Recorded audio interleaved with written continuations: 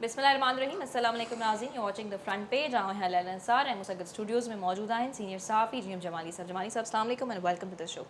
नाज़रीन, जेकर असीं सियासत जी थोड़ी घणी ॻाल्हि करे वठूं त अॼु जेको आहे नून लीग अपसेट शिकस्त खां पोइ जेका ज़मनी इंतख़ाबनि में ज़मनी चूंडनि में मां सभिनी ॾिठी, उन खां पोइ लाहौर में जेको आहे हुकूमती इतिहादनि जो इजलास मुनक़िद कयो वियो, जंहिंमें जेको आहे तमामु वॾियुनि पार्टियुनि जा नून लीग हुजे, मौलाना फज़लुर रहमान साहब बि जेको आहे शामिल हुया, नून लीगी कारकुन पीपल्स पार्टी में आसिफ अली ज़रदारी साहब बि जेको आहे शामिल हुया। सो ज़ाहिरा हू हुननि जे इजलास में इहो ई असल पॉइंट ऑफ फोकस रहियो त हाणे जेकी ज़मनी चूंडनि में हुननि खे शिकस्त मिली आहे, उन्हनि खां बाद में हाणे हुननि जी हिकमत अमली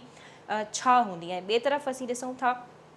त पाकिस्तान तहरीक इंसाफ़ जा जेके चेयरमैन आहिनि इमरान ख़ान साहब, उहे इलेक्शन कमीशन ऑफ पाकिस्तान मां नाख़ुशि नज़र अचनि था। सो उहो अॼु असीं जमाली साहब सां डिस्कस कंदासीं त आख़िर छा सबबु आहिनि पोयां, ऐं छो इमरान ख़ान साहब जेको आहे चीफ इलेक्शन कमिश्नर जे पोयां पिया आहिनि, उन्हनि खे मुस्ताफ़ी थियण जो जेको आहे इन्हनि खां मुतालबो बि कयो आहे उन्हनि। सो इन ते बि असीं ॻाल्हि ॿोल कंदासीं। सो बहरहाल सियासत ते त ज़ाहिरा ॻाल्हाईंदासीं, पर उन खां अॻु में मुल्क में असीं मईशत ते, मुल्क जी मईशत ते ॻाल्हाए वठूं था त मुल्क जी मईशत छा स्टेबिलिटी जी तरफ़ वञे थी या साॻियो ई मईशत जो हाल लॻो पियो आहे। जेकॾहिं असीं डॉलर खे ॾिसूं त डॉलर खे ॾींहं ब ॾींहुं पर लॻंदा पिया वञनि। 222 जो जेको आहे डॉलर थी वियो आहे, रुपियो थी वियो आहे, सॉरी, ऐं रुपए जी जेकी क़दुरु आहे उहा ॾींहं ब ॾींहुं किरंदी पई वञे ऐं डॉलर खे ॾींहं ब ॾींहुं पर लॻंदा पिया वञनि। सो हुकूमत, जेकॾहिं असीं ॻाल्हि कयूं मौजूदा हुकूमत जी, त हू IMF सां मुआइदे जी ॻाल्हि हरनी करे पई, पर उन बावजूद बि असांखे स्टेबिलिटी जेको आहे मईशत जे हवाले सां छो नज़र न पई अचे। सो शुरूआत जेको आहे मुल्क जी जे मुआशी इस्तेकाम जे हवाले सां ॻाल्हि कंदासीं। जीअं फिच रेटिंग में बि पाकिस्तान खे जेको आहे मनफ़ी करार ॾिनो वियो आहे। उन में वधीक चयो आहे त डॉलर जी उॾाम खे सियासी अदम इस्तेकाम, कमज़ोर हुकूमती इतिहाद ऐं जल्द इलेक्शन आउटलुक बदिलजण खे सबबु करार ॾिनो वियो आहे। जमाली साहब, आख़िर ही डॉलर खे ॾींहं ब ॾींहुं पर लॻंदा पिया वञनि, मुआशी स्टेबिलिटी छो न पई अचे, छा सबबु आहे? हुकूमत आए ॾींहुं जेको आहे IMF जे मुआइदे जी ॻाल्हि करे पई, पर उन बावजूद बि का ख़ासि तब्दीली असांखे नज़र न पई अचे। ॾिसो, हाणे जेको ही मौजूदा सूरतहाल आहे, इन में हाणे इहो महसूसु थी रहियो आहे त ही वाक़ई हिकिड़ी इंटरनेशनल मां सम्झां थो त जेके कोल्ड वॉर चइजे उहा शुरू थी वई आहे। ऐं इमरान ख़ान जेको इन जो आगाज़ कयो अमरीका जो नारो हणी करे त अमरीका खां आज़ादी खपे, उन खां पोइ ईअं महसूसु थी रहियो आहे, छो जो डॉलर खे पर न बल्कि मां चवंदुसि त जीअं गवर्नमेंट सुपर टैक्स लॻायो आहे, ईअं सुपर पर हिनखे लॻनि था। ऐं जेको मुंहिंजो ज़ाती अंदाज़ो आहे त उहो हाणे हिते माफ़ियाज़ इन्वॉल्व थियूं आहिनि ऐं यकीननि रशिया ऐं अफ़गानिस्तान जे वाया डॉलर्स खे हितां परचेस पियो कयो वञे। ऐं जॾहिं डॉलर जी जेको आहे किलत थिए पई जंहिं अंदाज़ में, उन सां इहो महसूसु थी रहियो आहे। ज़ाहिर असां वटि का ऑथेंटिकेट अहिड़ो सबूत कान्हे जो असां ॻाल्हि कयूं, असां पंहिंजे हिकिड़े अंदाज़े जी बुनियाद ते हिन वक़्तु ॻाल्हाए रहिया आहियूं। यकीननि असां हिन जी तह ताईं वञण जी बि कोशिशि कंदासीं त ही एतिरो मुमकिन न आहे जो एॾी जल्दी डॉलर जी एतिरी फ्लक्चुएशन अचे, स्टिल जो किलत पैदा कई वञे, बुरहान पैदा कयो वञे ऐं वॾी तादाद में परचेज़िंग कई वञे ऐं उहा परचेज़िंग वरी इलीगल तरीक़े सां पहिरियों बि इहा रिपोर्ट हुई त जेके हिते ख़ासि हवाले जा कमु कंदा आहिनि, उन्हनि जा वाया रस्ता आहिनि कोयटा जे थ्रू कुझु इन क़िस्म जी माफ़िया सां, जेके वरी उतां अफ़गानिस्तान इहे स्मगल कनि था ऐं उहे एतिरा वधीक हिननि खे पैसा ॾेई रहिया आहिनि जो डॉलर कराची में या पाकिस्तान में एतिरो रुकिजे नथो ऐं जेतिरो बि अचे थो उहो वरी हलियो थो वञे। त हाणे असांजे इहो कानून नाफ़िज़ कंदड़ इदारनि जो कमु आहे, छो जो जॾहिं असां जहिड़े हिकिड़े जर्नलिस्ट वटि इन क़िस्म जी रिपोर्ट्स ऐं दोस्त ॿुधाइनि था त जेके इदारा आहिनि जंहिंजो इहो कमु आहे, ख़ासि तौर ते FIA जो जंहिंजो सभ खां वॾो इहो कमु आहे ऐं ॿिया जेके इंटेलिजेंस इदारा आहिनि, छो जो जेकॾहिं इहा फ्लक्चुएशन न बीहंदी त ज़ाहिरा मईशत तव्हांजी स्टेबल ई कान थी सघंदी ऐं पाकिस्तान में हिकिड़ो शदीद बुरहान पैदा थींदो। जीअं इमरान ख़ान त उहो ई फरमाए रहियो आहे त पाकिस्तान जो जेको आहे उहो त ज़ाहिरा इमरान ख़ान जी सोच आहे ऐं हू चाहे इहो ई थो त पाकिस्तान में श्रीलंका छो जो अनारकी फैलाए रहियो हुयो न, इंस्टेबिलिटी खे इमरान ख़ान सां ई कनेक्ट करे पई न, त इन ई करे था कनि त हुननि जी इहा हे ॾिसो, जॾहिं इंटरनेशनल गेम थियनि त हमेशह यादि रखो त माफ़ियाज़ पंहिंजो किरदारु अदा कंदियूं आहिनि ऐं जेतिरी डॉलर जी हींअर फ्लक्चुएशन आहे, छो जो मूं वटि ज़ाहिर आहे 100% सबूत कान्हे जंहिंजी बुनियाद ते आउं ॻाल्हायां, पर जेको मुंहिंजो अंदाज़ो ऐं जेके कुझु दोस्तनि जेके इन डॉलर्स जा ऐं एक्सचेंज जे कमनि सां वाबस्ता आहिनि, उन्हनि सभिनी जो इहो ख़्यालु आहे त हितां जेको डॉलर आहे उहो कोयटा जे रस्ते अफ़गानिस्तान स्मगल थी रहियो आहे ऐं अफ़गानिस्तान में छो जो रेट उहो एतिरो वधीक ॾेई रहिया आहिनि त कोयटा में जेके माफ़ियाज़ वेठा आहिनि उहे डॉलर जी ओॾां हितां मोकिले रहिया आहिनि ग़ैर क़ानूनी तरीक़े सां गाॾियुनि में भरे बक्सनि में भरे छो जो एॾी पाकिस्तान में डिमांड न आहे डॉलर जी जेतिरी फ्लक्चुएशन थी आहे एतिरी डिमांड न आहे। अफ़सोस जी ॻाल्हि इहा ई आहे त जंहिं शइ जी एतिरी डिमांड न आहे उहा कीअं वधी रही आहे त इन जो हल जेको आहे इन जो जेको असांखे सम्झ में अचे थो उहो इहो ई आहे त स्मगलिंग जेको आहे तमामु घणी थी रही आहे ऐं हिते जीअं ई डॉलर केरु हथी ॾेई रहियो आहे छो त इहे जीअं तव्हांजे मुताबिक़ त कुझु मख़सूस रस्तनि जे ज़रिए हू स्मगलिंग कनि पिया त छा उते जीअं तव्हां चओ कानून नाफ़िज़ करण वारा इदारा ख़ामोश आहिनि छा उन्हनि जी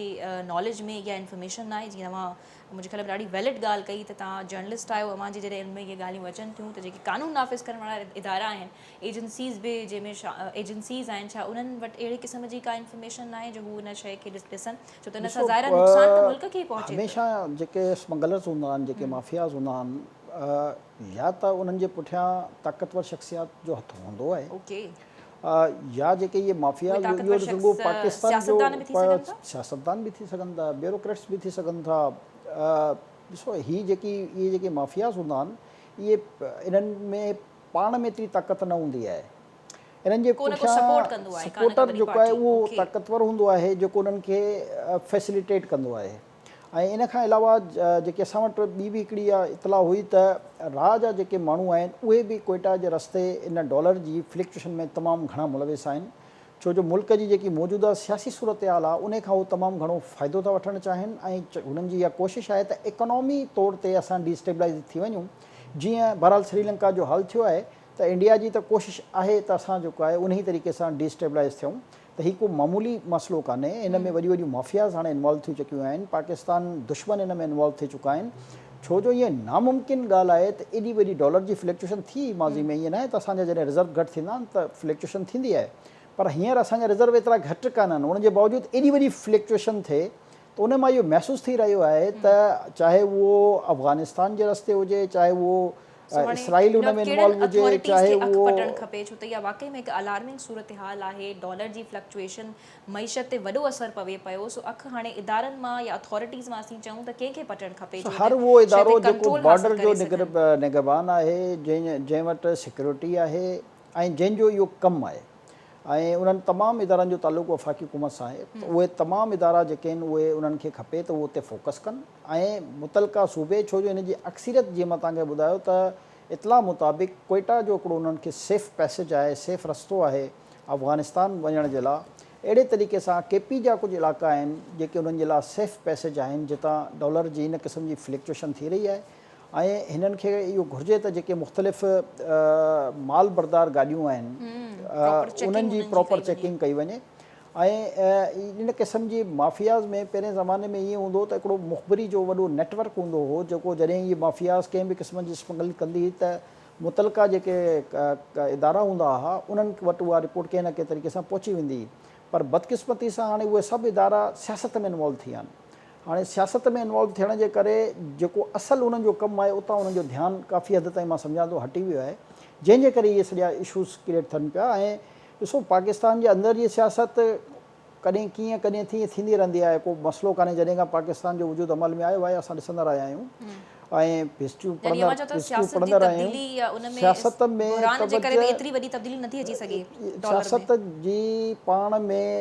तब्दीली सां एतिरो वॾो डॉलर जी फ्लक्चुएशन नथी थी सघे जेसि ताईं हिन में इंटरनेशनल क़ुवतूं इन्वॉल्व न थी वञनि ऐं ग़ैर क़ानूनी तरीक़े सां हितां डॉलरनि जी तरसील जेको आहे उहो पोइ उहो अफ़गानिस्तान जे साइड खां थिए या कोयटा जे रस्ते खां अफ़गानिस्तान थिए गैर मुल्की साज़िश चई था सघूं 100% जेको आहे इहो इन में मां सम्झां थो त इन में इसराइल ऐं रशियन माफ़ियाज़ बि हिन में इन्वॉल्व हूंदियूं छो जो हीअ को मामूली शइ कान्हे जेकी हिन वक़्तु थी रही आहे छो ॾिसो तव्हां असांजा जॾहिं रिज़र्व चाइना जे पैसनि अचण खां पोइ रिज़र्व स्टेबल थी विया हुया ऐं डॉलर 205 रुपए ऐं 70 रुपए ते स्टॉप थियल हो ऐं गुज़िरियल हफ़्ते जॾहिं खां इहे ज़मीनी इलेक्शन जो हिकिड़ो इशू थियो आहे जंहिंमें वरी सभु इदारा ज़ाहिर आहे पंहिंजे इलेक्शन्स में बिज़ी थिया हिकदमि डॉलर जी एॾी वॾी फ्लक्चुएशन छा हिकदमि एॾी खपत त न थी आहे न पाकिस्तान में त हाणे इन मां अंदाज़ो इहो लॻाए सघे थो त इहे जेके माफ़ियाज़ आहिनि जेके उहे बि पाकिस्तान खे डिस्टेबलाइज़ करण जे लाइ मुस्तक़िल कोशिशूं करे रहियूं आहिनि हाणे उन्हनि पंहिंजो हिकिड़ो किरदारु वधाए छॾियो आहे ऐं उहो शायदि जल्दी में आहिनि त पाकिस्तान खे थोरो जल्दी अञा असां जेको पॉलिटिकल सेन्योरियो ठहियलु आहे उन मां उहो फ़ाइदो हासिलु करे सघनि असांजे तमामु क़ानून नाफ़िज़ कंदड़ इदारनि खे ऐं जेके ख़ासि तौर ते FIA खे आउं चवंदुसि त उहो उनखे नज़र रखणु घुरिजे ऐं इन क़िस्म जी जेकी फ्लक्चुएशन थी रही आहे जेकॾहिं इदारा पंहिंजो हद में रही करे पंहिंजो कमु कनि त मां नथो सम्झां त पाकिस्तान में कंहिं बि क़िस्म जी स्मगलिंग थी सघे थी छो जो स्मगलिंग बग़ैर कंहिं बि इदारे जे ताक़तवर माण्हुनि जे मुलविस हुजण जे बग़ैर थी नथी सघे चाहे तव्हां पहिरियों बि ॾिसो त तुर्बत जे रस्ते खां स्मगलिंग थींदी या ॿियनि रस्तनि खां त कंहिं न कंहिं जे पुठियां का न का ताक़त हूंदी आहे पोइ उहा पॉलिटिकल हुजे उहा ब्यूरोक्रेटिक हुजे इन खां बग़ैर इन क़िस्म जूं शयूं थी नथियूं सघनि आम माण्हू जेको आहे को हथियार खणी पिस्टल खणी जेको आहे कंहिं दरे मां या कोयटा मां कराची नथो अची सघे पर इहे माफ़ियाज़ हिते असला बि सप्लाई कंदियूं आहिनि इहे माफ़ियाज़ हिते मंशात बि सप्लाई कंदियूं आहिनि इहे माफ़ियाज़ हाणे छो जो असले ऐं मंशात में शायदि हाणे उन्हनि खे एतिरो छाम नज़र न आयो आहे हाणे डॉलर जी फ्लक्चुएशन में जेको आहे उन्हनि खे को वधीक प्रॉफिट नज़र अची वियो आहे ऐं उन में जेको आहे उहो तमामु घणो नुक़सानु पहुचाए रहिया आहिनि पाकिस्तान खे सही इहा वॾी ख़बर जेको आहे जमाली साहब मुंहिंजे ख़्याल में असां प्रोग्राम में ब्रेक करे रहिया आहिनि त डॉलर जी फ्लक्चुएशन जे पोयां का ॿियो रीज़न ॿियो सबबु थी पियो सघे छो त एतिरो जल्दी एतिरो अचानक एॾी वॾी फ्लक्चुएशन अचणु जेको आहे हिकु अलार्मिंग सूरत हाल आहे जीअं जमाली साहब चवनि था त कुझु रस्तनि जे ज़रिए डॉलर जी स्मगलिंग जूं ख़बरूं जेके आहिनि उहे गर्दिश कनि थियूं त ज़ाहिर आहे जॾहिं हू आम माण्हुनि जे नॉलेज में अहिड़ियूं ॻाल्हियूं अचनि थियूं त जेके क़ानून नाफ़िज़ करण वारा इदारा आहिनि उन्हनि खे बि यकीननि इहे शयूं पंहिंजे नॉलेज में आणणु खपनि त जीअं छो त ज़ाहिर आहे हीअ जेकॾहिं नुक़सानु पहुचंदो त मुल्क जो नुक़सानु आहे मईशत ते नुक़सानु पवंदो जॾहिं मईशत खे नुक़सानु पवंदो त ज़ाहिर आहे पाकिस्तान यानी मुल्क खे नुक़सानु पहुचंदो सो बहरहाल तमामु अफ़सोसनाक ॻाल्हि आहे जमाली साहिब फिच रेटिंग जो बि इहो ई चवणु आहे पर फिच रेटिंग जी असीं जेकॾहिं ॻाल्हि कयूं त हू चवनि पिया त डॉलर जी उॾाम सियासी अदम इस्तेहकाम कमज़ोर हुकूमती इतिहाद सां जोड़नि पिया हुननि खे या जेको आहे हीउ जल्द इलेक्शन आउटलुक बदिलजण खे हू रीज़न करार ॾियनि था त छा इहो वैलिड आहे तहरीक जेको आहे हिन मुल्क में सभ खां वॾी तहरीक हली हुई उन में पोइ असांखे इन क़िस्म जो नुक़सानु छो न थियो उन खां पोइ जनरल मुशर्रफ जे दौर में जेको आहे सभ खां वधीक अदम इस्तेहकाम हो छो जो वन मैन शो ऐं का पार्टी कान हुई उन वक़्त में त डॉलर स्टेबल थी रहियो हुयो मसइलो इहो आहे कान इहे ज़ाहिर आहे जेके सर्वे इंटरनेशनल हूंदा आहिनि इहे चंद NGOs कंदियूं आहिनि उन्हनि खे बि पैसा मिलंदा आहिनि सर्वे करण जा ऐं उहो दुनिया जो कोई बि तव्हां सर्वे ॾिसो त उहो 20 खां 25 हज़ार खां मथे ॿधल माण्हुनि ते न हूंदो आहे हाणे 20-25 हज़ार माण्हू दुनिया जे हिकिड़े कंहिं बि इशू ते जेको आहे पंहिंजो सर्वे करे ऐं पंहिंजी हिकिड़ी रिपोर्ट ॾींदा आहिनि पाकिस्तान में इन खां अॻु में अॼु ताईं सियासी इस्तेहकाम कहिड़ी हुकूमत में रहियो आहे पाकिस्तान जी तारीख़ में जेकॾहिं असां खणूं था त जनरल अयूब जे दौर ते जॾहिं जनरल अयूब कब्ज़ो कयो पाकिस्तानी हुकूमत ते त उन खां पोइ अॼु ताईं कहिड़ी अहिड़ी हुकूमत आहे पॉलिटिकल जेकी आमरन जी हुकूमत रहंदी आहे 11 साल 8 साल उहा उन्हनि जी हलंदी रहंदी आहे त पोइ उन वक़्तु सियासी इस्तेहकाम त हूंदो ई न आहे उन वक़्त में सैंक्शन जूं बि ॻाल्हियूं हली रहियूं हूंदियूं आहिनि ऐं एतिरी वॾी तइदाद में माली इमदाद बि न ईंदी आहे अनऑफिशियल ज़रूरी ईंदी हूंदी पर ऑफिशियल जेको आहे एतिरी न ईंदी आहे पॉलिटिकल हुकूमत कहिड़ी बि हुजे तव्हां कंहिं बि हुकूमत जो तव्हां मिसाल खणो उन खां वठी अॼु ताईं कॾहिं बि स्टेबिलिटी तव्हांखे नज़र न आई आहे हर कुझु ॾींहंनि खां पोइ उन में को न को चेंजिंग नज़र ईंदी आहे रुॻो असां 88 खां मिसाल वठूं त का हुकूमत 18 महीना का 3 साल का 35 महीना का 4 साल इन खां वधीक हुकूमत हली कान्हे पर जेकॾहिं जमाली साहिब असीं मौजूदा हुकूमत जी ॻाल्हि कयूं त उन्हनि त क्लियरली स्ट्रेट फॉरवर्डली डॉलर जी उॾाम खे इमरान खान सां जोड़े छॾियो आहे त छा इहो वैलिड आहे इहो सही आहे मईशत जी इंस्टेबिलिटी जो जवाब अहिड़ी रीति चई सघां त उन माफ़िया सां को इमरान खान जा वास्ता आहिनि या उहो इमरान खान जे करे रहिया आहिनि ज़ाहिर असां वटि कोई इन क़िस्म जो सबूत न आहे जो असां किथे इल्ज़ाम लॻायूं उहो गवर्नमेंट जो पॉइंट ऑफ व्यू आहे जो जेको वणे गवर्नमेंट करे असां चऊं था त जेकी इतलात आहिनि उहे इहे आहिनि त माफ़िया जेके दुनिया जूं जेके पाकिस्तान खे डिस्टेबलाइज़ करणु चाहिनि थियूं इन इकोनॉमी ॾिसो पाकिस्तान हिकिड़ी एटमी ताक़त आहे पाकिस्तान वटि हथियार आहे पाकिस्तान वटि हिकु मुनज़िम फ़ौज आहे हाणे कहिड़े तरीक़े सां पाकिस्तान खे डिस्टेबलाइज़ करे सघिजे थो उहो वन तरीक़ो आहे त तव्हां हिन जी इकोनॉमी खे करे छॾियो त जॾहिं तव्हांजी इकोनॉमी किरंदी त अनारकी फैलिजी वेंदी ऐं पाकिस्तान जो हाल श्रीलंका वांगुरु थी वेंदो त इहे जेके माफ़ियाज़ इंटरनेशनल आहिनि मां सम्झां थो हिन मौजूदा सिनेरियो मां फ़ाइदो असां इहो हासिल चई सघूं था त जेके इमरान ख़ान आहे रोज़ जी बुनियाद ते जेके तकारीर माशाल्लाह ऐं करे रहियो आहे, जेके एलिगेशन हेतिरियूं सीटूं खटण खां पोइ बि उहो इलेक्शन कमिशनर खे जेको आहे छॾे कान्हे, छो इन करे जो हुनजो फॉरेन फंडिंग जो फ़ैसिलो अचिणो आहे त उनखे एतिरो गैर मुतनाज़ा जीअं न आज़ादी अमरीका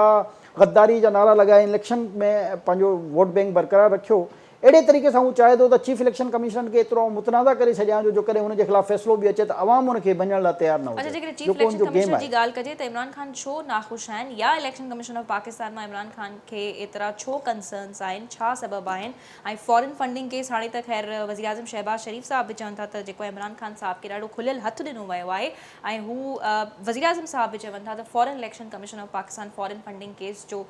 फ़ैसिलो ॿुधाए त उहो ज़रूरी एतिरो छो आहे? छा उन सां इमरान ख़ान खे को नुक़सानु पहुचण वारो आहे सियासत जे हवाले सां? जेकॾहिं मेरिट ते पहिरियों त ॿुधायो कंसर्न्स छो आहिनि Imran Khan election commission of Pakistan जेकॾहिं मेरिट ते फ़ैसिलो ॾिनो त तहरीक इंसाफ़ कॾहिं इलेक्शन में हिसो न वठी सघंदी ऐं न जेको हिन जो इहो इंतिखाबी निशान बेट आहे इन ते हू इलेक्शन में हिसो वठी सघंदा, इन्हनि सभिनी ते बैन थींदो ऐं चेयरमैन नाअहल करार थी वेंदो, यानी इमरान ख़ान नाअहल करार थी वेंदो जेकॾहिं election commission of Pakistan merit ते फ़ैसिलो ॾिनो। इहो हिकिड़ो सिंपल आहे जेको कंहिं आम माण्हू खे सम्झ में अची सघे थो त पाकिस्तान जो आइन जंहिंजे तहत इलेक्शन्स इलेक्टोरल ठहंदो आहे उन में फॉरेन फंडिंग जी का गुंजाइश कान्हे। पाकिस्तान जे आइन में को अहिड़ो नुक़्तो न आहे जंहिं नुक़्ते जे तहत तव्हां फॉरेन खां फंड हासिल करे सघो। इमरान ख़ान जी वाहिद पार्टी आहे जंहिं फॉरेन खां डायरेक्टली फंड वरितो आहे ऐं उहे हिडन अकाउंट्स मां वरितो आहे। हाणे इहो क्लियर क्रिस्टल जेको आहे डिसीशन आहे ऐं सभिनी जे साम्हूं आहे, उन्हनि अकाउंट्स में खे सीज़ कयो आहे, उन अकाउंट्स में अञा ताईं करोड़नि रुपया पिया आहिनि। हाणे इन में को अभाम कान्हे, इहो इमरान ख़ान खे ख़बर आहे त उनजे ख़िलाफ़ फ़ैसिलो अचिणो आहे। हाणे इन करे उहो दबाउ इलेक्शन कमीशन ते वधाए रहियो आहे त बसि जेतिरा 7 साल 8 साल खां केस हली रहियो आहे ऐं मां सम्झां थो त इलेक्शन कमीशन जी सभ खां वॾी नाअहली इहा ई आहे जो 7 साल 8 साल तव्हां हिकिड़े केस खे लटकाए रखियो आहे ऐं उनजो तव्हां डिसीशन कान था ॾियो। जॾहिं तव्हां वटि सबूत आहिनि तव्हां हेरिंग्स करे छॾियो ऐं हाणे रिज़र्व करे चुका आहिनि, सॼा कया बयान कलमबंद थी चुका, हर पार्टी जो मौक़ुफ़ अची वियो, हर शइ थी चुकी आहे, अकाउंट्सनि जा बैंक स्टेटमेंट अची चुका आहिनि। अच्छा, हाणे प्राइम मिनिस्टर साहब बि हुननि सां इहो मुतालबो कंदा त जल्द खां जल्द फॉरेन फंडिंग केस जो फ़ैसिलो ॿुधायो त प्रेशर हाणे यकीनन बिल्ड थींदो पियो वञे त इलेक्शन कमीशन ऑफ पाकिस्तान कॾहिं असीं एक्सपेक्ट कयूं त foreign funding election commission of Pakistan खे इन करे थी दबाव में था आणनि, उहे अची आयल आहिनि दबाव में, जेकॾहिं दबाव में न हुजनि त उहे फ़ैसिलो ॾेई छॾंदा। ॾिसो फ़ैसिलो त हिकिड़ो सिंपल अचिणो आहे न त फॉरेन फंडिंग थी या न थी जी, इन हिकिड़े पॉइंट ते चीफ इलेक्शन कमिशनर साहब खे फ़ैसिलो ॾियणो आहे त अकाउंट्स में फॉरेन अकाउंट जे ज़रिए पैसा आया या न आया। जेकॾहिं न आया आहिनि त ठीकु आहे, भले भले इमरान ख़ान जी पीटीआई इस्तीफ़ो त असीं एक्सपेक्ट न कयूं न। न उनजो जेको जुर्म आहे उन जुर्म जी जेकी सज़ा आहे उहा सज़ा नंबर 1 ई आहे त उहा पार्टी बैंड थी वेंदी, इलेक्शन में नाअहल थी वेंदी, उनजो जेको चेयरमैन आहे उहो नाअहल थी वेंदो। ईअं न आहे त जेको आहे बसि ठीकु आहे चवंदा त हाणे अची विया पैसा ठीकु आहे आईंदा न कजो, इन क़िस्म जो फ़ैसिलो नथो थी सघे। फ़ैसिले ते तव्हांखे सज़ा बि ॿुधाइणी आहे त हीउ जेकॾहिं एॾो वॾो जुर्म थियो आहे त इन जी सज़ा छा आहे। इमरान ख़ान टिजे थो उन सज़ा खां हुनखे अकाउंट्स में पैसा पिया इलेक्शन कमिश्नर साहब पैसनि में मुस्ताफ़ी थी वञनि त पोइ न मुस्तफ़ी जेकॾहिं थियनि त उहा उन्हनि जी मर्ज़ी आहे, बाक़ी जेको आहे इन करे न आंदो वियो त उहो मुस्तफ़ी थी वञे हिकिड़े टेन्योर जे लाइ हुनखे आंदो वियो हुयो ऐं इन ई इमरान ख़ान हुनखे जेको आहे आंदो हुयो। हाणे मसइलो इहो आहे त इमरान ख़ान 3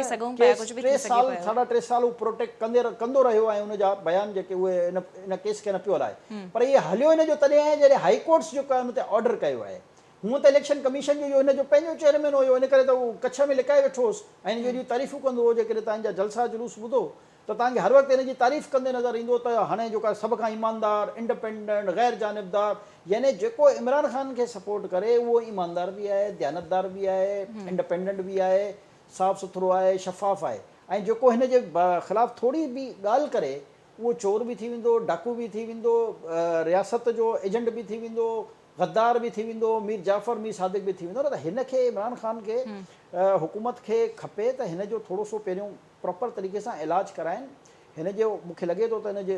साइकोलॉजिकल हिन सां को इशू आहे, हुनखे एड्रेस करणु घुरिजे, छो जो हिकिड़ो बीमार माण्हू जॾहिं हद खां वधी वञे त उनखे उनजो इलाजु कराइणो पवंदो आहे त जीअं उहो बहितर थी सघे, छो जो इहो इलाज पर हिन जमाली न करायो त साहब इहो वी हैव टू पाकिस्तान सी खे वन जेको आहे थिंग वॾो त इन नुक़सानु बीमार थींदो। माण्हू जेको आहे ज़मनी चूंडुनि में नून लीग खे शिकस्त बि ॾिनी ॾिसो तव्हां ज़रूर 1973 जो मिसाल खणो, there are the जेकॾहिं factors। भुट्टे साहब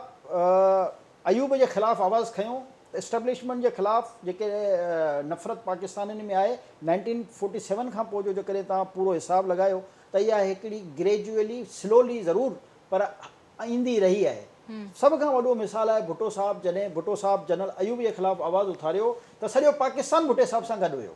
ऐं जेतिरी हुन मेजॉरिटी खईं उहा दुनिया जे साम्हूं आहे। उन वक़्त में त इहे सियासी ॿी पार्टियूं हुयूं कान, वन मैन शो हुयो ऐं ॿिया हिकिड़ा मौलवी साहिबान हुया। वन वर्सेस ऑल त हाणे तव्हां ॾिसो त हू सभु हिकु तरफ़ हुया, भुट्टो साहब हिकिड़ी तरफ़ हुयो, पर हुन एस्टेब्लिशमेंट जे ख़िलाफ़ु आवाज़ खईं ऐं उनखे भुट्टे साहब खे इन क़िस्म जो नतीजो उन वक़्त में त भुट्टे साहब जा एॾा वॾा कारनामा न भुट्टो साहब त पाण जनरल अयूब जी काबीना जो वज़ीर ख़ारजा हुयो, त उन भुट्टे साहब जा कहिड़ा एॾा कारनामा जो हुनखे वोट मिलिया, सिर्फ़ु इन ई करे जो हुन एस्टेब्लिशमेंट जे ख़िलाफ़ु आवाज़ खईं त जेके एंटी एस्टेब्लिशमेंट हुया सो यानी नैरेटिव आवाज़ जेको खणंदो आहे, छो त इमरान खान साहब गैर मुल्की अहिड़े साज़िश जी तरीक़े सां मुसलसल ॻाल्हि कंदा रहिया। मिसाल ॾेई रहियो आहियां त तव्हां अचो वरी बेनज़ीर भुट्टो साहब आहे उनखे फॉलो कयो त तव्हां ॾिसो ज़ियालत जो छा हाल थियो। ज़ियालत जे ख़िलाफ़ु सॼो पाकिस्तान हिकु पेश थियो हुयो, उनजो नालो निशान कान्हे, 11 साल हालांकि उन हुकूमत कई पर को नाम वठण वारो न बचियो अथसि। अहिड़े तरीक़े सां वरी तव्हां मुशरफ जी हुकूमत में अचो त मुशरफ जे ख़िलाफ़ु जिन पंहिंजो नैरेटिव ठाहियो उहो 100% कामयाबु नैरेटिव थियो। वरी जॾहिं नवाज़ शरीफ़ खे हिननि हटायो ऐं नवाज़ शरीफ़ एस्टेब्लिशमेंट जे ख़िलाफ़ु मोमेंटम ठाहियो त 100% नवाज़ शरीफ़ सां गॾु हो आवाम। जॾहिं पीपल्स पार्टी हिन खां अॻु में नैरेटिव कयो ऐं जॾहिं आसिफ ज़रदारी एस्टेब्लिशमेंट सां डील करे हुकूमत में आयो त तव्हां पीपल्स पार्टी जो ग्राफ ख़ासि तौर ते पंजाब में, केपी में, बलूचिस्तान में घटि थींदे नज़र आयो, सिंध में बि पर ॿियनि जॻहनि ते घटि थींदो नज़र आयो। हे जेकॾहिं मैनिपुलेशन न हुजे, सभु वॾेरा पंहिंजी तरफ़ करणु, सभु जेके ताक़तवर धुरियूं आहिनि उन्हनि खे पार्टी में शामिलु करणु, उन करे पीपल्स पार्टी खटी रही आहे न। पर नैरेटिव त उहो कामयाबु नैरेटिव आहे। इमरान ख़ान खे इहा ख़बर आहे त इहो वाहिद नैरेटिव अहिड़ो आहे जंहिंसां पब्लिक सिंपैथी, चाहे उहो माज़ी में पीपल्स पार्टी में हो, मुस्लिम लीग में हो, जमात इस्लामी में हो, ANP में हुयो, छो जो हर कंहिंजो माज़ी में न को इन क़िस्म जो नैरेटिव रहियो आहे। त उहो हिकिड़ो जेको तबिको आहे, वॾो तबिको जेको आहे उहो उन नैरेटिव सां गॾु हूंदो आहे। उहो नैरेटिव केरु बि खणी अचे। अॼु आउं तव्हांखे गारंटी ॾियां थो जेकॾहिं नवाज़ शरीफ़ वरी हिकु दफ़ो उन नैरेटिव जे ख़िलाफ़ु पाण आवाज़ु उथारे त इमरान ख़ान खे पंजाब में को पुछंदो न कान। पर नैरेटिव इहो ई जो एंटी एस्टेब्लिशमेंट नैरेटिव, अमेरिका ख़िलाफ़ु नैरेटिव, इंटरनेशनल माफ़िया जे ख़िलाफ़ु नैरेटिव जेको अॼु करे रहियो आहे, ॿिए खे गद्दार चओ, पाण खे जेको आहे साधू चओ, इहो नैरेटिव पाकिस्तानी अवाम में। पर हिन वक़्तु मुस्लिम लीग नून वटि कहिड़ो नैरेटिव आहे, छो त हू सभिनी पार्टीज़ मां अव्हांखे नथो लॻे त ख़तरे में आहे। वॾे वज़ारत हमज़ा शहबाज़ शरीफ़ खां नथो लॻे अव्हांखे त उहा बि जेको आहे ख़तरे में आहे, बचाए सघंदा न बचाए सघंदा। जॾहिं त राणा सनाउल्लाह साहब जेके वफ़ाक़ी घरू वज़ीर आहिनि उहे चवंदा त हू चौधरी परवेज़ इलाही खे वॾो वज़ीर हरगिज़ न बणिजण ॾींदा। सो नून लीग वटि they have, don't U think त काफ़ी कुझु आहे। महांगाई जे ख़िलाफ़ु हुनजो नैरेटिव हो एस्टेब्लिशमेंट जे ख़िलाफ़ु जेको आवाम जे दिलि जी ॻाल्हि हुई। पर हाणे त हिननि जी कारकर्दगी मां इमरान ख़ान खे मिली वियो न फ़ाइदो। हाणे हुकूमत में आहे त ज़ाहिर आहे एंटी एस्टेब्लिशमेंट फैक्टर्स अंडरस्टैंडेबल आहिनि। ख़तम थी वियो। वरी हिननि जो जेको महांगाई जो इशू हो, चाहे बिलावल भुट्टे जो, चाहे मरियम नवाज़ जो, हिकिड़ो ई हो न त महांगाई मार्च फलाणो महांगाई जो तूफ़ान अची वियो। हाणे पाण हुकूमत में आहिनि त उहो महांगाई जो सॼो बर्डन बि हिननि जे मथां आहे। त ॾिसो नैरेटिव जेको हूंदो आहे त फ़िलहाल त मुश्किल में आहे न नून लीग, छा कंदी? हिकमत अमलियत ते सभु जेको आहे गॾु मिलिया बि आहिनि। कुझु माण्हू हिननि जे मौलाना फज़लुर रहमान साहब, आसिफ अली ज़रदारी साहब हिनखे छॾे पिया वञनि PTI खे, उन्हनि छा चयो त असां हिन जूं नैरेटिव ऐं तकरीरूं ॿुधी चरिया थी वियासीं। हाणे MNA लेवल जा माण्हू या MPS लेवल जा माण्हू जॾहिं उहे नैरेटिव ते जेको आहे चरिया थी विया त आम जेको वीचारो माण्हू आहे उनखे छा आहे। ऐं हुकूमत ॾिसो केर बि हुजे, कंहिंजी बि हुकूमत हुजे, जॾहिं बि हू हुकूमत कंदी आहे उनजे ख़िलाफ़ु ऑटोमेटिक नफ़रत वधंदी वेंदी आहे। छो जो पर हाणे नून लीग लूज़ करे छॾियो आहे। हाणे सॼे खे तव्हां ॾिसो, कॾहिं बि पीपल्स पार्टी खे तव्हां फुल वोट बैंक न मिलियो आहे। उनजे बावजूदु कराची जा माण्हू जेके आहिनि उहे जेके मख़सूस पीपल्स पार्टी जा इलाइक़ा आहिनि उन्हनि खां अलावा हिकु का ॿी सीट हिन दफ़े हिननि खे मिले थी, न त नथी मिले। त MQM 30 साल हुकूमत कई कराची में, MQM कहिड़ी डेवलपमेंट कई कराची में? मां सम्झां थो उन खां 50 गुना वधीक पीपल्स पार्टी हिते डेवलपमेंट करे चुकी आहे, पर नज़र नथी अचे। छो जो हिननि खे मीडिया मैनेजमेंट नथी अचे, हिननि खे सम्झ कान्हे त अच्छा मार्केटिंग न पिया कनि पंहिंजी। पहिरियों रोड सी ठाराए वञनि, पाणी मार्केटिंग थी वेंदी। जमाली साहब जेके तव्हां सराउंडिंग में तव्हां ॾिसो न, तव्हां जेकॾहिं पंहिंजे कैमरामैननि खे मोकिले कयो त तव्हांखे सभ खां वधीक जेके डिस्टर्ब इलाइक़ा नज़र ईंदा आहिनि उहे कैंटोनमेंट जा ईंदा। 6 खां 7 कैंटोनमेंट आहिनि हिन शहर में। 65 खां 70% इलाइक़ो कैंटोनमेंट्स वटि आहे। गवर्नमेंट जो हिकिड़ो कसूर आहे। तासुर तव्हां त उहो ई फ्लाईओवर आहे न त ॾिसो, पीपल्स तव्हां पार्टी ओवरहेड ब्रिजिस ॾिसो, तव्हां अंडरपासिस कमु ॾिसो, कोन कंदी रही तव्हां आहे। जेके तारिक रोड वारा रस्ता ॾिसो, तव्हां यूनिवर्सिटी रोड वारा ॾिसो। हाणे बहरहाल बारिश में डैमेज बि थिया आहिनि, इहो असां नथा चऊं त न थिया, पर मां हिकिड़ी जनरल ॻाल्हि थो कयां। तव्हां साइट वारा इलाइक़ा ॾिसो, तव्हां लांडी खां कोरंगी जेको इहे वेंदा आहिनि रस्ता, हिते ॾिसो हर जॻह ते तव्हांखे अंडरपासिस फ्लाईओवर इहे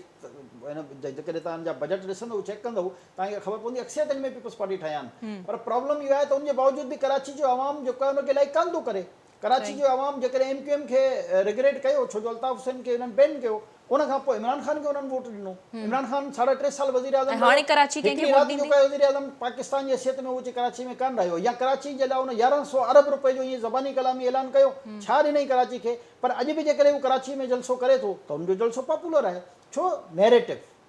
जेको तो ॿियनि पार्टीज़ खे सिखणु खपे छा इमरान ख़ान मां त नैरेटिव बिल्ड कनि? ॿिया कीअं कनि? जेकॾहिं हुकूमत में मौजूदु आहिनि, छा उहो हुकूमत में वेही करे एस्टेब्लिशमेंट जे ख़िलाफ़ ॻाल्हाइनि? हुकूमत में वेही करे छो त काल्ह जॾहिं हू अपोज़िशन में त हू बि ॻाल्हाईंदा हुया, इदारनि खे ॻाल्हाईंदा हुया। इन पॉसिबल त they have to come up with something different न। अॼु तव्हां सुभाणे वरी इमरान ख़ान खे हुकूमत ॾेई छॾियो तो जेकॾहिं नैरेटिव बि को नथा, को मैंडेट बि नथा आणे सघनि त इट मीन्स हू कंफ्यूज़ आहिनि। छो त अॼु ही सभु पार्टीज़ हिक ॿिए सां मिलियूं आहिनि। छा हिननि जो को प्लान वाज़े तौर ते नज़र न आयो आहे त हू कीअं कंदा? ॿियो सिंध में ॿियो मरहलो जेको आहे मकानी चूंडनि जो थियण वारो आहे, उन में PTI बि पंहिंजी जेको आहे कैंपेन शुरू करे छॾी आहे। त छा सिंध हुकूमत खे त ख़तरो न आहे? ॾिसो, सिंध पीपल्स हुकूमत पार्टी खे हमेशह ई बलदियाती इलेक्शन रहंदी। में त हाणे काई ख़तरो न आहे, छो जो जेके डिस्ट्रिक्ट पीपल्स पार्टी खे खणा हुया उहे त सभु डिस्ट्रिक्ट खणी वई। हाणे गेम आहे हैदराबाद कराची जो ख़ासि तौर ते, ठीकु आहे। बाक़ी इदारा ॿियनि ज़िलनि जी में एतिरो को ख़ासि ज़ाहिर कराची ते फ़र्क़ु तमामु नथो पए। पार्टीज़ जी नज़र आहे। हाणे ऐं कराची में मेन हिन सिटी दफ़े आहे। जेको आहे मां सम्झां थो त MQM खे त तमामु घणो धकु लॻंदो ई लॻंदो, अच्छा। छो जो हुननि जा 4-5 ग्रुप्स आहिनि। इन खां अलावा हिते बहरहाल जमात इस्लामी गुज़िरियल कुझु अरसे में मुख़्तलिफ़ इशूज़ ते अवामी जेके इशूज़ आहिनि उन्हनि ते घणी सियासत कई आहे। चाहे उहो महंगाई जो इशू हुजे, महांगाई हुजे, मुसलसिल एहतिजाज पाणी जा कंदा मसला रहिया। हुजनि, बुनियादी मसला हुजनि, त बहरहाल हू जेको माज़ी में हुनजो वोट बैंक हो उहो मां नथो सम्झां त हिनखे फुल उन तरीक़े सां मिली सघंदो जीअं 85 में हुन खां अॻु में हुयो। पर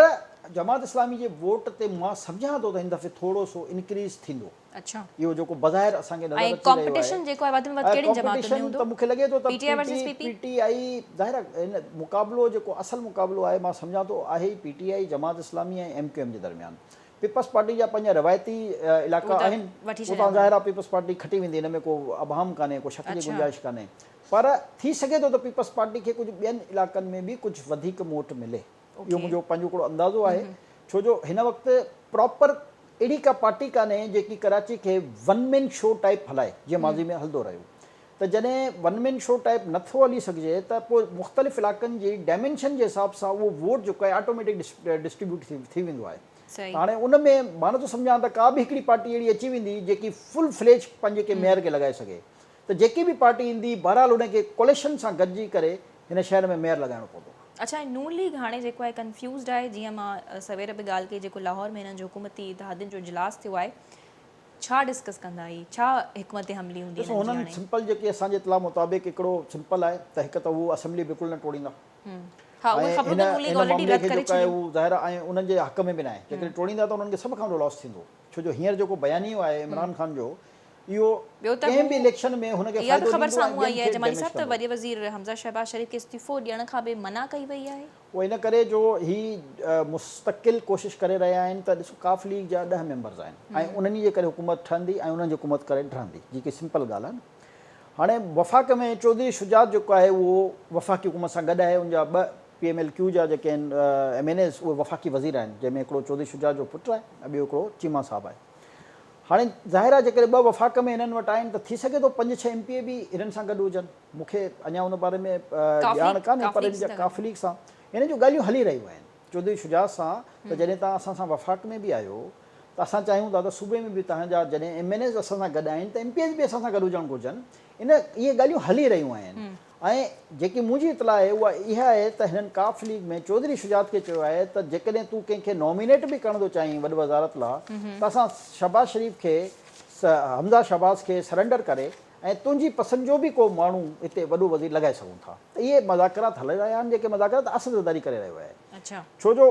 चौधरी शुजात ऐं आसिफ़ ज़रदारी जे दरमियान हिकिड़ो एतमाद जो रिश्तो आहे, हिकिड़ो कॉन्फिडेंस जो रिश्तो आहे। ऐं माज़ी में जेको आहे उहो आसिफ़ ज़रदारी चौधरी शुजात ते कुझु घणा अहसान करे चुको आहे। त हू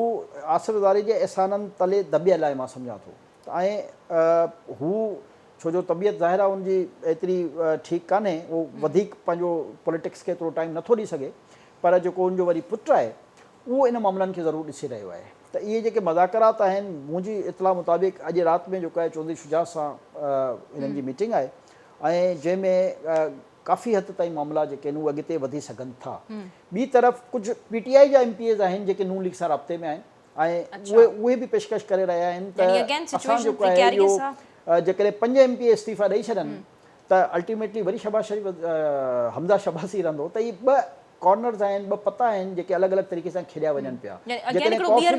कॉफ़ी लीग अची वई, 5 हुनजा MP अची विया त पोइ त गेम ख़तमु थी वियो। पोइ त जीअं न उहो शेख रशीद चए पियो ख़तमु थी वियो, तदफ़ीन थी वई, त पोइ ईअं PTI जी तदफ़ीन थी वेंदी वरी पंजाब में। ऐं जेकॾहिं कॉफ़ी लीग न आई त पोइ जेको आहे थी सघे थो त PTI जा जेके MPAs हुननि सां राब्ता आहिनि, उन जीअं हिननि मुस्लिम लीग PTI वारनि बि त अरबें रुपया ॾेई ऐं शर्कपुरी खां रिज़ाइन करायो आहे न। त अहिड़े तरीक़े सां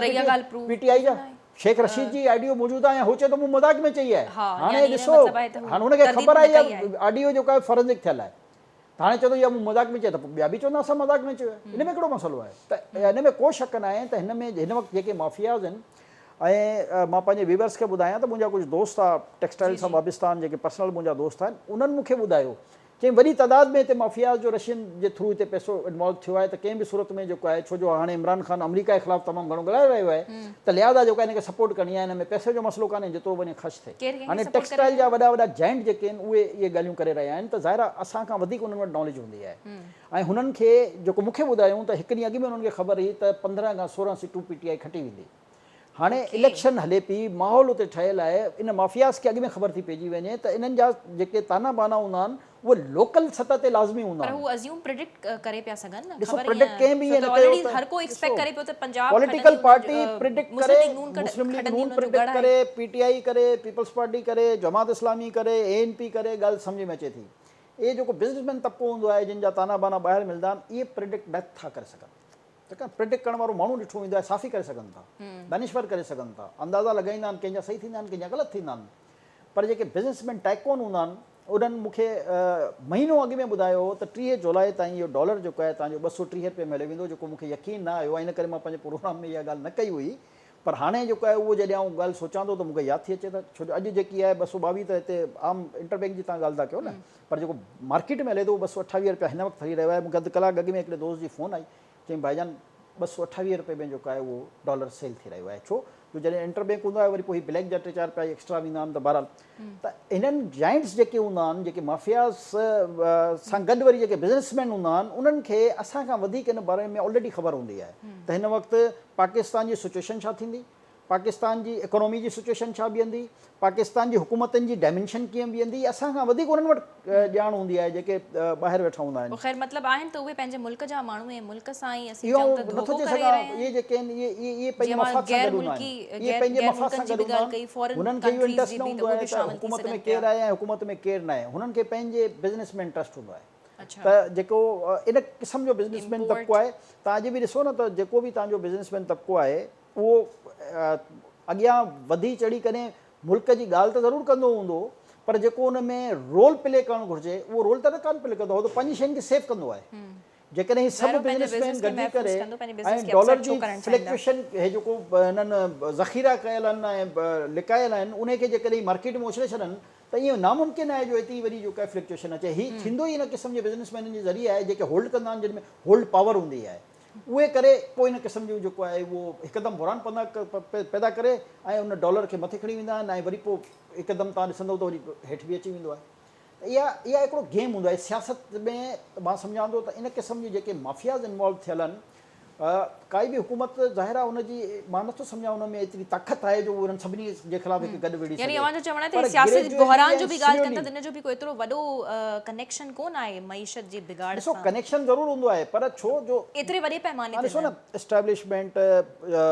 मुख़्तलिफ़ सियासी जमातूं उहो हिकिड़ी पंहिंजी हुकूमत खे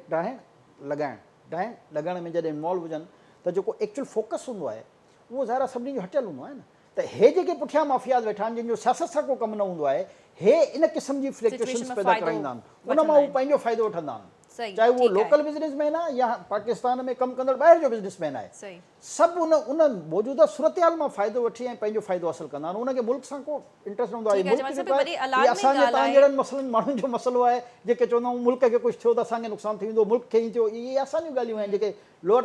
मिडिल क्लास तबिको आहे, जेके अपर क्लास तबिको आहे उनखे हिन सां फ़र्क़ु ई कान फ़र्क़ु पवंदो आहे। नथो पवे।